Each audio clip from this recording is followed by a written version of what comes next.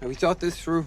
2025 had a lot of bad movies, which is not unexpected, but very few angered me on a personal level as much as Locked. A lot of you may wonder, why is that? There were way worse movies last year. It didn't even make my top 10. And on the base of it, if you watched it, you're not gonna think too much of it. It's a simplistic plot about a thief robbing the wrong person, finding himself locked inside the car, being tortured and seduced to all kinds of hell by a man who is sick to death of the way things are. For a standalone movie, not a bad idea. I'd probably watch it and soon forget. But when you consider what it's based on, that it's a remake of the Argentina film 4x4, you begin to realize what this is. An idea that was subtle yet meaningful, a thought-provoking movie that made the audience really think about what they were watching and put it through the Hollywood machine.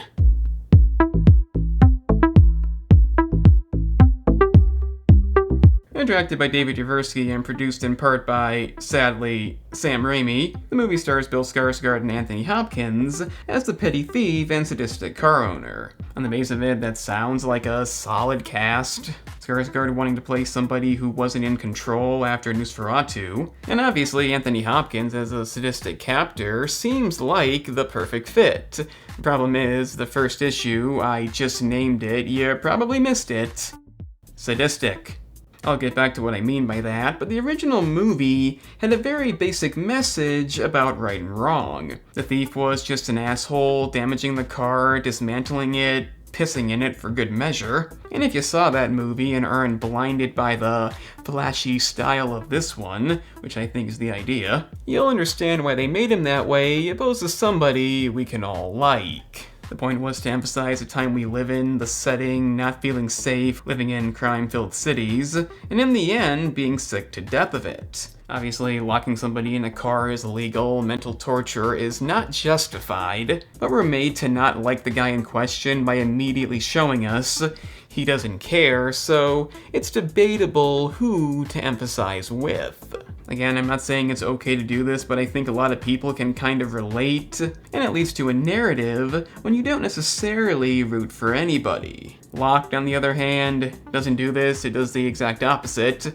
by making the lead, Eddie, as relatable as possible. Throughout the intro, which is way longer, he's clearly not bad, or even a mean person. It's eventually implied he did some bad things, but all the audience sees is him wanting to be with his daughter, no evidence that he's particularly lazy, and he's only trying to rob vehicles because he desperately needs money. Again, not okay, but my initial thought isn't, I want to see this guy suffer. Here you go. It's a good boy. Here you go. Giving a potentially dehydrated dog water, it's already apparent they're not going for the same message, but as the movie goes on, it'll become even more apparent it's a lack thereof. Pissing in the car you vandalized or giving a dehydrated dog water, you may see the direction they're going in.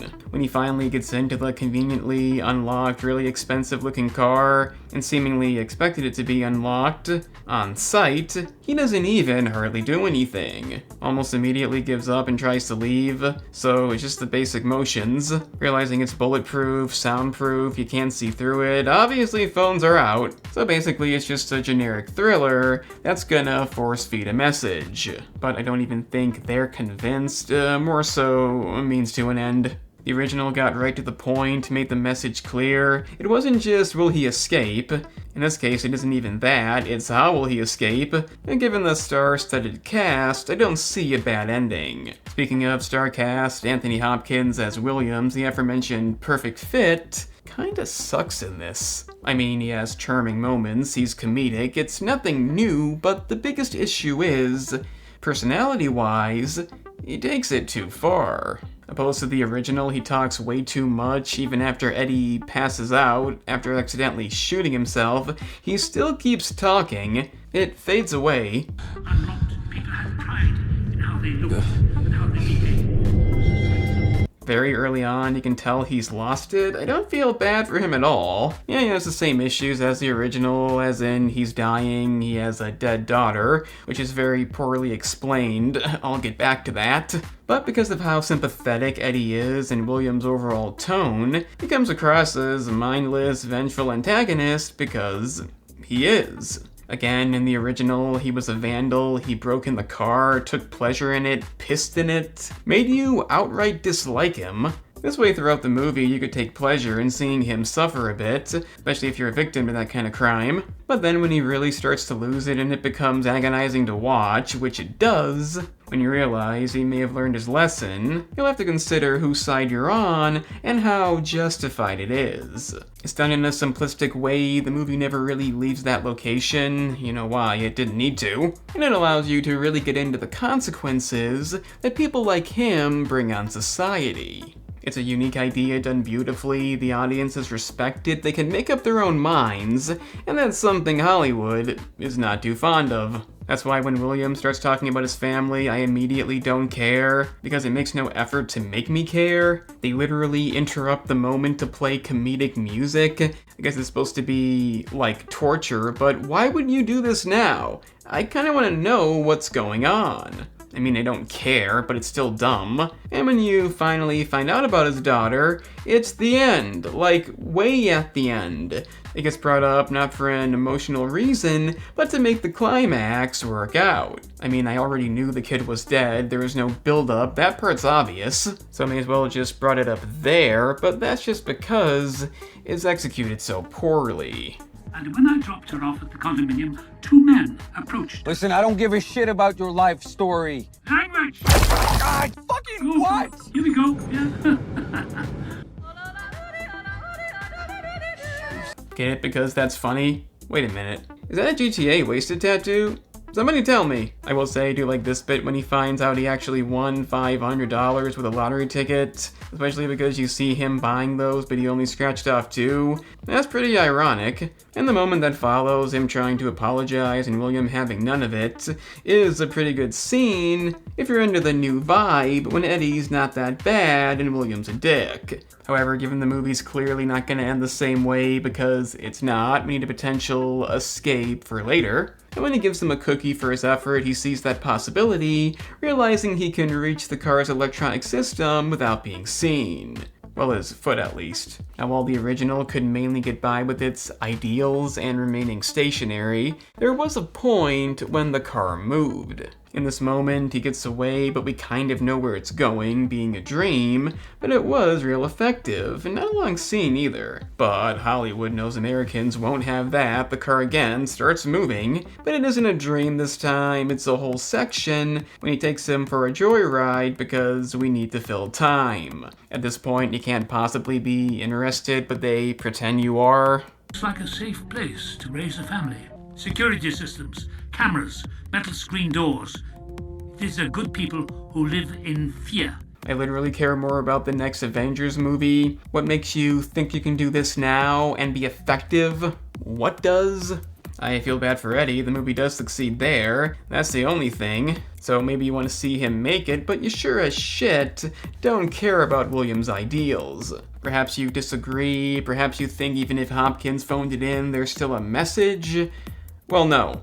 Because we go from joyride to murder, as in kills a bunch of thugs slowly, as in literal torture, not mental. Well, I guess it is okay for you to break the social contract, and for them, but not for me. Are you really going to compare those two things? An attempt to steal money opposed to murder? You're just talking words. I'm pretty sure this is reckless endangerment. The car had to legitimately stop the innocent people he's defending so much. I get that people feel unsafe and Anthony Hopkins is very charming, but that doesn't make this work. And if that wasn't bad enough, he goes to torment his daughter. Chases her on her scooter, almost runs her over, likely scared half to death, and potentially only stopped because Eddie tried to kill himself. If you're remotely on William's side at this point, there's something wrong with you, but honestly, I don't think you're supposed to be. I fully believe the message was completely disregarded. Yeah, it gets brought up from time to time, but it's so clearly just a thriller. with one guy in a bad situation. There's no taking sides with this. You can relate to feeling unsafe all you want. Eddie is not a bad person. He never endangered somebody's life. William actually did that. So no matter what your personal experience is, it's not a factor here. He tries to pretend Eddie doesn't love his family with more stuff that makes no sense. Yeah, well, I'm paying now, every month. 2 years. I'm trying so hard. The court found you unfit to be a daddy. You think I don't know? How do you know he's not trying? The court sees him unfit. Are they God? And all this stuff, the torture, the threat to kill his daughter, isn't remotely justified because what else can Eddie say? It's literally just to punish one random guy because somebody killed his daughter. Once you find out what's going on in this movie, nothing changes. It's just the same thing, at least it's not long. And then finally he snaps, like I did, and destroys the cameras, along with any communication. You'd think it'd be a good time to pull on the electronic device with your hands opposed to your feet when nobody's able to see you. But we need a climax, so whatever. William's just gonna kill him now? How fucking lazy is that? In the 2019 movie, that's when this came out, didn't take too long, did it? The true endgame was never clear. We don't really know what he was gonna do to him when he finally makes himself shown, but clearly it wasn't nothing. The mysterious approach is way more effective, and in the end he has to be talked down, realize it still isn't the answer, go back into his car to explode because, you know, dying. The moment when he lets him go is so meaningful because you can tell he's actually a changed person. It's not just a psycho tortured me, that's it. And it perfectly ends the film in a way that's completely deserved. It's your generic Hollywood ending. No lesson. It has all the elements, he antagonizes him, finally pulls out the plot device, you know, now, opposed to when the car wasn't moving at a fast speed, by a cliff, delivers a snarky one-liner. Street smarts, bitch.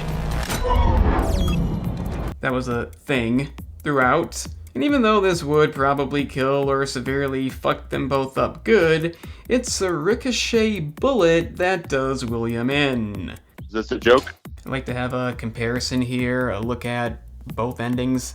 On one hand, a dying man, so sick to death of the way things are, he takes justice into his own hands, is clearly conflicted, but in the end knows he has to let him go, and then poetically goes out. And now, it's a man who could clearly care less, who wants to punish somebody. Eddie states this to let you know he's not wrong. And it can't even be an intense ride off the cliff that does him in.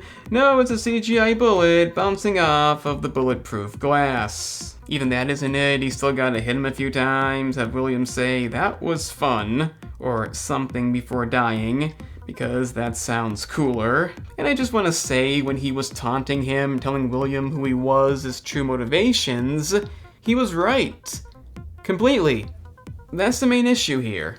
It's in fact a movie about a psychopath who wants revenge, and that's it. No message, no meaning, just generic schlop. He even talks to his daughter on the phone when the car is burning, like she'd probably understand. It's funny too, he makes another promise to pick her up, which he very well may not be able to keep given he's in the middle of fucking nowhere. Luckily somebody helps him, and did I mention the guy holding his van, which he formerly couldn't afford to get back, is unrealistically mean.